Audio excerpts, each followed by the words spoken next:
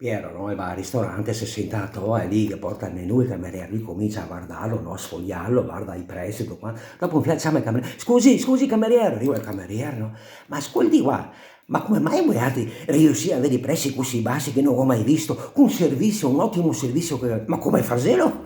Ah, se è merito dei nostri consulenti che avevamo un team di consulenti a disposizione per queste robe qua e grazie a loro noi possiamo mantenere un prezzo veramente basso e un servizio così sano.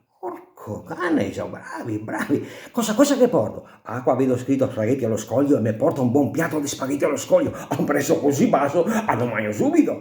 E porta sto piatto di spaghetti dopo un fianco a montagna così di spaghetti, no? Lo cambia sempre su con forchetta, no? Quel cucciaro, e fa parlare, che non gli casca il cucciaro, partera. Scusi, cameriere. Arriva il cameriere velocissimo, mi casca il cucciaro, partera, mi scusi se gli rompo le scatole. No, c'è problemi, ecco qua un cucciaro beonetto. Tira fuori la strada sto cucciarone. Ma come facevo lui a sapere che mi cascava il cucciaro per terra? Madonna, se è passato 2 secondi. Guardi, è sempre merito dei nostri consulenti. E pensi che si è constatato che il 60% dei clienti che casca il cucciaro per terra. E così noi altri ne teniamo sempre uno sulla scarsella di attraversa a disposizione per quei come lui che casca il cucciaro per terra. Guarda che consulenti che aveva. Ma sei fenomenale di consulenti. Mi scusi un attimo se che chiedo una roba, ma lui ha un spaghetto che pende da sotto attraversa così e vedo anche i suoi colleghi camerieri. Ma cosa vi serve?